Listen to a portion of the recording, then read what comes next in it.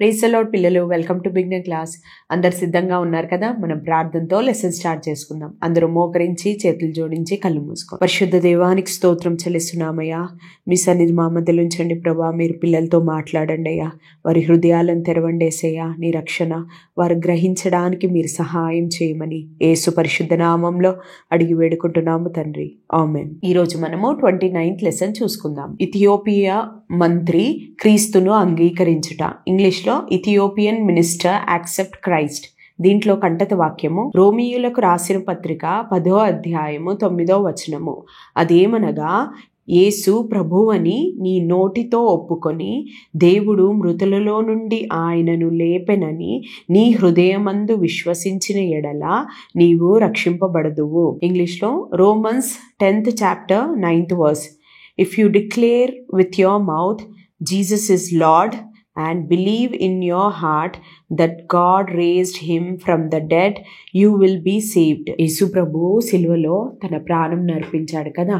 తర్వాత ఆయన సమాధి చేయబడి 3వ దినమున ఆయన మరణంను జయించి తిరిగి లేచాడు. తర్వాత ఆయన వెళ్తున్నప్పుడు శిష్యులతో ఏమని చెప్పాడంటే, నేను వెళ్తున్నాను, మీ కొరకు ఆదరణకర్తను పరిశుద్ధాత్మను పంపిస్తాను అని చెప్పినప్పుడు అక్కడున్న శిష్యులు ఇంకా కొంతమంది పరిశుద్ధాత్మ కొరకు కనిపెడతారు. ఆ సమయమున 10 దినములు వారు పరిశుద్ధాత్మ కొరకు కనిపెట్టిన తర్వాత ఆ పరిశుద్ధాత్మను పొందుకుంటారు. పొందుకున్న తర్వాత యేసయ్య ఆజ్ఞాపించినట్టుగా భూదిగంతముల వరకు సువార్త విషయంలో సాక్షిగా వాళ్ళు ఉంటారు. దేవుడు సువార్త చెప్పమని ఆజ్ఞాపించారు కదా. అయితే ఆ శిష్యులందరూ ఇంకా సువార్త చెప్పడం ప్రారంభిస్తారు. ఆ సమయంలో ఇంకా వారు సువార్త చెప్తున్నప్పుడు అనేకులు అంగీకరించడం, ఆ రీతిగా సంఘము కట్టబడింది. అంటే చర్చ్ ఎస్టాబ్లిష్ అయింది, సంఘాలు కట్టబడుతూ ఉన్నాయి. ఆ విధంగా ఉంటుండగా సంఘంలో అనేకులు వస్తూ ఉంటుండగా ఆ సమయంలో సంఘంలో పనులు చూసుకోవడానికి కొంతమందిని ఎన్నుకుంటారు. ఆ సమయంలో ఈ విధంగా సంఘంలో ఉన్న పనుల కొరకు 7గురిని ఎన్నుకుంటారు శిష్యులు. 7గురిని చూడండి. ఈ 7గురు పరిశుద్ధాత్మ పొందుకున్న వారిని ఆ సంఘంలో ఉన్న పరిచర్య కొరకు ఎన్నుకుంటారు. తర్వాత కొన్ని దినములు అయిన తర్వాత అక్కడున్న సంఘంలో మధ్యలో కొన్ని శ్రమలు ప్రారంభమైనవి. ఆ సమయంలో సంఘంలో ఉన్న ప్రతి ఒక్కరు చెదిరిపోయారు. ఆ యొక్క 7గురిలో ఒక అతని పేరు ఫిలిప్పు. ఆ ఫిలిప్పు అతను కూడా వేరే ప్రాంతానికి వెళ్ళిపోయి అక్కడ యేసుక్రీస్తు యొక్క సువార్తను ప్రకటించడం ప్రారంభించాడు. ఆ ఫిలిప్పు యేసుక్రీస్తు యొక్క సువార్తను ప్రకటిస్తూ ఉండగా ఆ యొక్క సువార్త పరిచర్యలో ఒక మంత్రి, ఆయన ఇథియోపియా మంత్రి, ఆయన క్రీస్తును అంగీకరించడం మనం చూస్తాము. ఈ లెసన్లో ఆయన ఏ విధంగా క్రీస్తును అంగీకరించాడో మనం చూద్దాం. ఒకరోజు ఫిలిప్పు సమరయ ప్రాంతంలో సువార్తను ప్రకటిస్తూ ఉన్నాడు. అక్కడ అనేకులు సువార్తను అంగీకరించడం, ఆయన యొక్క మాటలను అంగీకరించి బాప్తీసం తీసుకొని అక్కడ సిద్ధపడుతూ ఉన్నారు. ఆ సమయంలో ప్రభు యొక్క దూత ఫిలిప్పుతోని మాట్లాడుతూ ఏమని చెప్తుందంటే, ఫిలిప్పు ఈ సమరయ ప్రాంతంలో ఆయన సువార్తను ప్రకటిస్తూ ఉన్నాడు కదా. అయితే ప్రభు దూత ఫిలిప్పుతోని, నీవు యెరూషలేము నుండి గాజాకు పోవు ఈ మార్గం ఉంది కదా, ఇది అరణ్య మార్గం, ఈ మార్గంనకు వెళ్ళుము అని దేవుని యొక్క దూత చెప్తారు. అప్పుడు వెంటనే ఫిలిప్పు అక్కడి నుంచి ఈ ప్రాంతానికి, గాజా ప్రాంతానికి వెంటనే దేవుని మాటకు లోబడి వచ్చేస్తాడు. అప్పుడు ఆ సమయంలో ఆఫ్రికా దేశంలో ఐథియోపియా అనే ప్రాంతం ఉంది. ఇక్కడ కనిపిస్తుంది కదా, ఐథియోపియా. ఆ ప్రాంతం నుండి ఒక అతను, ఆయన ఎవరు అంటే ఐథియోపియా రాణి అయిన ఆ రాణి కింద పనిచేసే ఒక మంత్రి. ఆ మంత్రి యెరూషలేమునకు ప్రయాణం అవుతాడు. ఇక్కడ చూడండి, ఇతను ఐథియోపియా రాణి కింద పనిచేసే మంత్రి. ఆ మంత్రి యెరూషలేములో దేవుణ్ణి ఆరాధించాలని ఆయన ఇథియోపియా నుండి యెరూషలేముకు, ఈ ప్రాంతంకు బయలు వెళ్తాడు. అది చాలా దూరము, ఐథియోపియా నుండి యెరూషలేము వరకు అది 4500 కిలోమీటర్ల దూరము, ఎంతో దూరం కదా. అయినప్పటికీ దేవుణ్ణి ఆరాధించాలి అనే ఆశను బట్టి ఆయన అక్కడి నుంచి ఇక్కడి వరకు ప్రయాణం చేస్తాడు. ప్రయాణం చేసి దేవుణ్ణి ఆరాధించడానికి వెళ్తాడు.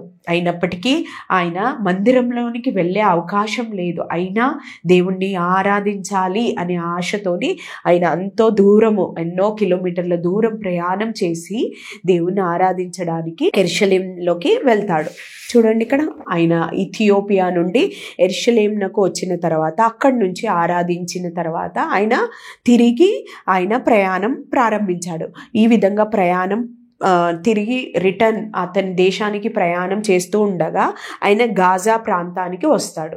ఈ గాజా ప్రాంతానికి వచ్చినప్పుడు అప్పుడు ఫిలిప్పుతో దేవుడి దూత చెప్తుంది కదా, గాజా ప్రాంతానికి వెళ్ళు అని. అయితే దేవుని ఆత్మ ఫిలిప్పుతోని ఆ గాజా ప్రాంతంలో ఉన్న ఆ యొక్క రథం మీద కూర్చున్న ఆ యొక్క ఐథియోపియా మంత్రితోని వెళ్ళి కలుసుకొనుము అని ఆత్మ ఫిలిప్పుతో చెప్పిన వెంటనే ఫిలిప్పు ఇక్కడికి వస్తాడు. ఆ రథం మీద కూర్చొని ఉన్న ఆ మంత్రి అతను ఒక గ్రంథాన్ని విప్పి ఆ గ్రంథంలో ఉన్న మాటలు చదువుతూ ఉన్నాడు. అది దేవుని వాక్యం. చూడండి, ఇక్కడ ఆయన ఆ గ్రంథాన్ని విప్పి దాంట్లో ఉన్న మాటలు ఈ విధంగా గట్టిగా చదువుతూ ఉన్నాడు. ఏమని అంటే, ఆయన గొర్రెల వలె వదకు తేబడెను, బొచ్చు కత్తిరించు వాని యొచ్చ గొర్రె పిల్ల ఏ విధంగా మౌనముగా ఉండునో అలాగే ఆయన నోరు తెరవలేదు అంటూ ఈ విధంగా చదువుతూ ఉన్నప్పుడు ఆయన గట్టిగా చదువుతున్నాడు కదా. అయితే ఇప్పుడు నేను చదివింది మీకు అర్థమైందా? అర్థం కాలేదు కదా. అదే విధంగా ఆ నపుంసకునికి కూడా ఆ మాటలు అర్థం కాలేదు. ఆయన చదువుతూ ఉన్నప్పుడు వెంటనే ఫిలిప్పు అక్కడికి వచ్చాడు. దేవుని ఆత్మ వెళ్ళమంది కదా, వెంటనే దేవుని ఆత్మ యొక్క మాటకు లోబడి ఆయన ఆ యొక్క మంత్రి దగ్గరికి వచ్చి, నువ్వు చదువుతున్నది గ్రహించగలుగుతున్నావా అని అడుగుతాడు. అంటే నువ్వు చదువుతున్నది నీకు అర్థమవుతుందా అని ఫిలిప్పు ఆ మంత్రితో అన్నప్పుడు ఆ మంత్రి ఏమని చెప్తాడంటే, ఎవరైనాను నాకు త్రోవ చూపించని ఎడల నేను ఎలా గ్రహించగలను? అంటే ఎవరైనాను నాకు అర్థం చేయించలేని ఎడల నేను ఎలా అర్థం చేసుకుంటాను అని ఆ యొక్క మంత్రి ఫిలిప్పుతోని చెప్పి, నువ్వు రథం ఎక్కి కూర్చో అని ఆ మంత్రి చెప్పినప్పుడు వెంటనే ఫిలిప్పు రథం ఎక్కి ఆ రథం మీద కూర్చుంటాడు. ఫిలిప్పు కూర్చున్న తర్వాత ఆ గ్రంథంలో ఉన్న ఆ మాటలు ఉన్నాయి కదా, ఆ మాటలను బట్టి ఈ యొక్క మంత్రి ఈ మాటలు ఎవరి గురించి రాయబడి ఉన్నాయి అని ఫిలిప్పుని అడుగుతాడు. అప్పుడు వెంటనే ఫిలిప్పు ఆ మాటలు ఎవరి గురించి రాయబడి ఉన్నాయో అవి వివరిస్తూ ఉంటాడు. ఫిలిప్పు నోరు తెరిచి ఆ యొక్క వాక్యము, ఆయన చదివిన వాక్యంలో యేసుక్రీస్తు గురించి రాయబడి ఉంది అని చెప్తాడు. తర్వాత యేసు ప్రభు గొర్రెపిల్ల వలె ఈ లోకానికి వచ్చాడు. ఆయన గొర్రెపిల్లని ఏ విధంగా చంపడానికి తీసుకెళ్తారు కదా, అప్పుడు ఏ విధంగా అది గాయపరచబడుతూ ఉన్నప్పటికీ అది అరవదు కదా, దాన్ని కోస్తున్నప్పటికీ అది ఏమీ చెయ్యదు కదా, పారిపోదు కదా, అప్పగించుకుంటుంది అది కోయడానికి. అదేవిధంగా యేసు ప్రభు ఆయన మన కొరకు, మన పాపముల కొరకు గాయపరచబడినాడు, ముళ్ళ కిరీటం పెట్టబడినాడు, ఆయన సిలువ వేయబడినాడు, 3 మేకుల మధ్యన వేలాడదీయబడినాడు, ఆయన రక్తమంతా కారిపోయింది, ఎంతో గాయము పొందినాడు మన పాపం కోసమే. తర్వాత ఆయనని సమాధి చేశారు. సమాధి చేసినప్పటికీ ఆయన 3వ దినంన తిరిగి లేచాడు. ఆయన మరణాన్ని జయించి సజీవుడుగా తిరిగి లేచాడు. అది మన పాపముల నిమిత్తం ఆయన చనిపోయాడు, సమాధి చేయబడ్డాడు, 3వ దినంన తిరిగి లేచాడు అనే సువార్తను ఫిలిప్పు ఆ యొక్క మంత్రికి వివరిస్తూ ఉన్నాడు.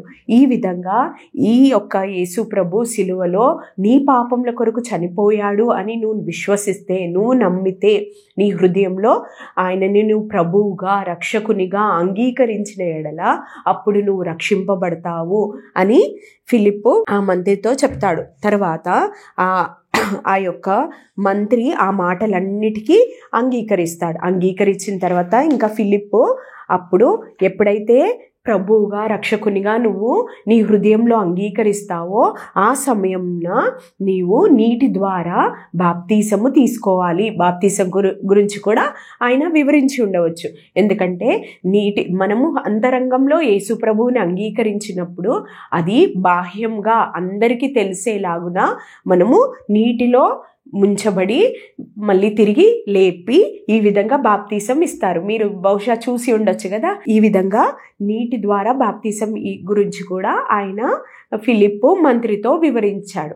తర్వాత ఈ విధంగా అయిపోయిన తర్వాత ఫిలిప్పు దేవుని గురించి ఆ మాటలు చెప్తూ ఉండగా రథంలో వెళ్తూ ఉండగా వాళ్ళకి ఆ యొక్క మంత్రికి నీళ్లు కనబడతాయి. నీళ్లు కనబడినప్పుడు ఫిలిప్పుతో అంటాడు, అదిగో నీళ్లు, ఇప్పుడు నేను బాప్తీసం తీసుకోవడానికి ఇంకా ఆటంకం ఏముంది అని రథమును ఆపి నాకు బాప్తీసం ఇయ్యు అని ఫిలిప్పుని అడుగుతాడు మంత్రి. అప్పుడు ఆ ఫిలిప్పు ఈ యొక్క మంత్రితో ఏమని అడుగుతాడంటే, నీవు నీ పూర్ణ హృదయంతో విశ్వసించుచున్నావా అని అడుగుతాడు.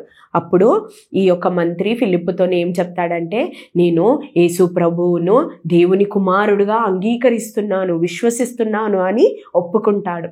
ఆ విధంగా వాళ్ళిద్దరూ నీళ్ళల్లోకి దిగి అప్పుడు ఫిలిప్పు అతనికి బాప్తీసం ఇస్తాడు. ఇచ్చిన తర్వాత ఇంకా దేవుని ఆత్మ ఫిలిప్పుని వేరే దగ్గరికి వెళ్ళమంటుంది.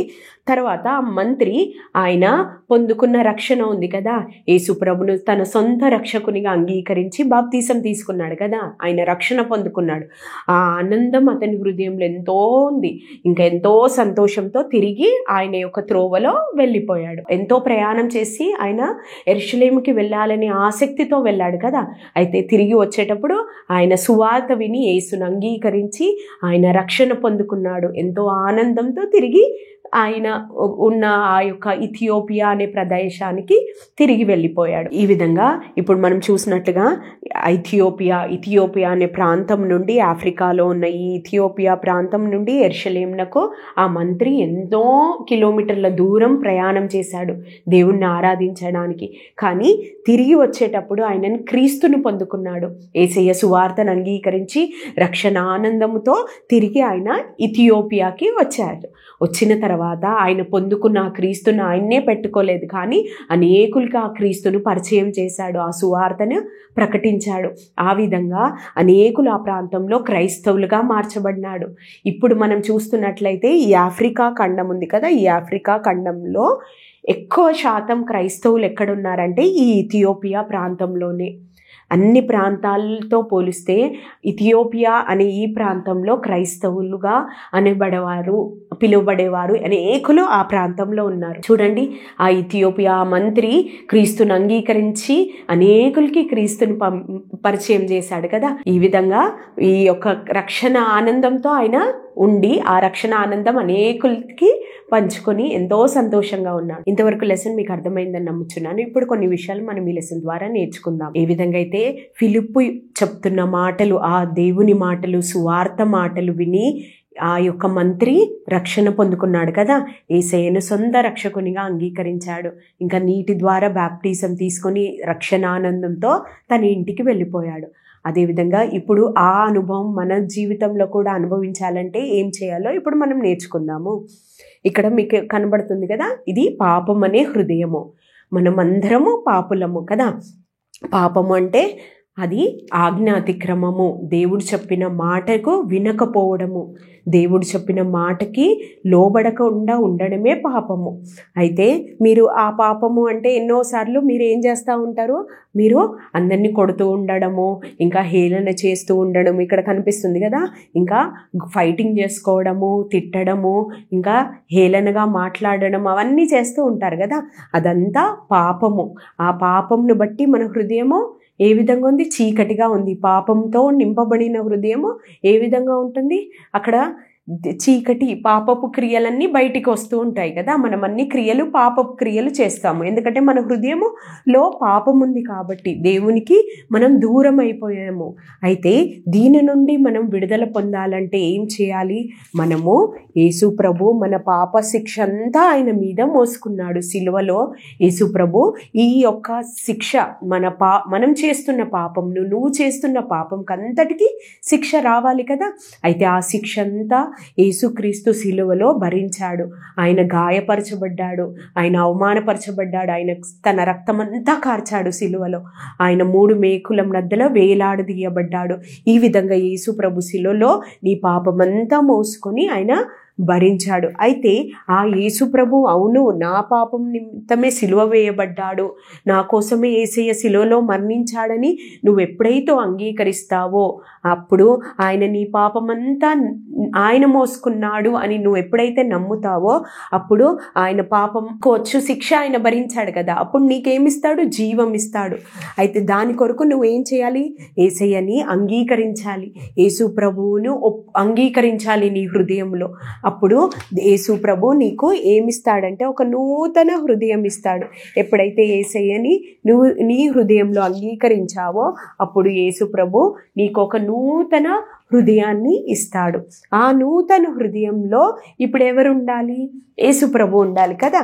ఎందుకంటే నువ్వు యేసయ్యను అంగీకరించావు కాబట్టి ఆ నూతన హృదయంలో యేసుని ప్రభువుగాను రక్షకునిగాను అంగీకరించాలి. ఇక్కడ చూడండి, యేసు ప్రభు రారాజుగా నీ హృదయంలో రాజ్యం చేయాలి. ఇంతవరకు నువ్వు ఎన్నో పాప పనులు చేశావు కదా, ఇక మీదట ఆ పాపము నాకు వద్దు, ఆ పాపము నేను చేయకూడదు అని నువ్వు ఎప్పుడైతే ఒప్పుకుంటావో, యేసు ప్రభు నీ హృదయంలో రాజుగా ప్రభువుగా అంగీకరిస్తావో, అప్పుడు నీ హృదయంలో యేసయ్య రాజ్యం చేస్తాడు. అప్పుడు నీకు ఎప్పుడు యేసయ్య ఒక మంచి మార్గంలో నడిపిస్తాడు, సరి అయిన మార్గంలో నడిపిస్తాడు, పాపము మార్గంలో నిన్ను నడిపించాడు. యేసు ప్రభు రాజు కాబట్టి ఆయన ఒక సరి అయిన త్రోవలో నిన్ను నడిపిస్తాడు. ఎప్పుడైతే ఈ యేసు ప్రభువును నీవు అంగీకరించావో, అప్పుడు నువ్వు రక్షింపబడినావు, అప్పుడు నీ ఆత్మ రక్షింపబడింది. ఆ తరువాత యేసు ప్రభువును నువ్వు అంగీకరించిన నీ హృదయంలో నువ్వు రక్షణ పొందుకున్నావు కదా. అయితే అందరికీ కనబడులాగున యేసు ప్రభువు గురించి సాక్షిగా నీటి ద్వారా బాప్తిసం ఇవ్వబడుతుంది. ఎప్పుడైతే ఒక వ్యక్తి యేసు ప్రభువుని రక్షకునిగా అంగీకరిస్తాడో, ప్రభువుగా తన హృదయంలో అంగీకరిస్తాడో, అలాంటి వారికి నీటిలో దిగిన తర్వాత వారికి తండ్రి కుమార పరిశుద్ధాత్మ నామంలో బాప్తిసం ఇవ్వబడుతుంది. అలాంటి వారు ఈ నీటి ద్వారా కూడా రక్షింపబడతారు.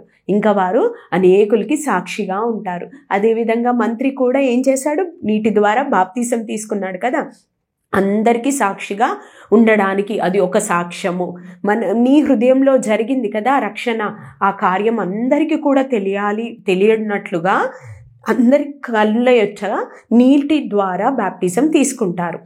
ఎప్పుడైతే రాజుగా ప్రభువుగా నువ్వు అంగీకరిస్తావో, నీవు కూడా యేసు ప్రభు నీటి ద్వారా బాప్టిజం తీసుకోవడానికి సిద్ధపడవచ్చు. అయితే ఈ విధంగా సిద్ధపడిన మనము ఎవరైతే బాప్టిజం తీసుకున్నారో వారు ఎప్పుడు యేసు ప్రభుకి సాక్షిగా ఉండాలి. ఆ యొక్క మంత్రి ఏ విధంగా అయితే నీటి ద్వారా బాప్టిజం తీసుకొని వెళ్ళి తన ఊర్లో సాక్షిగా ఉన్నాడు కదా, యేసయ్య గురించి అనేకులకి చెప్పాడు, సువార్తను చెప్పాడు. అదేవిధంగా ఎవరైతే ఈ విధంగా యేసు ప్రభువుని రక్షకునిగా అంగీకరించారో వారు నీటి ద్వారా బాప్తిసం తీసుకున్న తర్వాత అనేకులకి ఆ క్రీస్తుని పరిచయం చేయాలి. ఆ రక్షణలోనికి అనేకుల్ని తీసుకొని రావాలి. ఆ రక్షణ పొందుకున్న వారు ఎప్పుడూ సిద్ధంగా ఉంటారు. వాళ్ళు దేవుని రాజ్యం వెళ్ళడానికి వారు ఎప్పుడూ సిద్ధంగా ఉంటారు. అప్పుడు దేవుడు ఒకరోజు మనం అందరము నీటి ద్వారా బాప్టిజం తీసుకున్న వారు తండ్రితో కూడా యేసయ్యతో కూడా పరలోకంలో ఎంతో సంతోషంగా గడపవచ్చు. ఇప్పుడు మనం ప్రార్థనతో ఈ క్లాస్ని ముగించుకుందాం. అందరూ మోకరించి చేతులు జోడించి కళ్ళు మూసుకోండి. పరిశుద్ధ దేవానికి స్తోత్రం చెల్లిస్తున్నామయ్యా. ఇంతవరకు మీ సన్నిధి మా మధ్యలో ఉంచినందుకే వందనాలు ప్రభువా. బిడ్డల హృదయాలను తెరవండి అయ్యా. నిన్ను రక్షకునిగా ప్రభువుగా అంగీకరించే కృపనియండి ప్రభువా. నైనా వారి హృదయంలో మీరే రారాజుగా ఉండి మీ కొరకు సిద్ధపడడానికి, మీ రాజ్యం కొరకు వారు సిద్ధపడడానికి, నైనా రానున్న దినాల్లో నాయనా నీటి ద్వారా బాప్టిజం తీసుకోవడానికి మీరే సహాయం చేయమని యేసు పరిశుద్ధ నామంలో అడిగి వేడుకుంటున్నాము తండ్రి. ఆమేన్.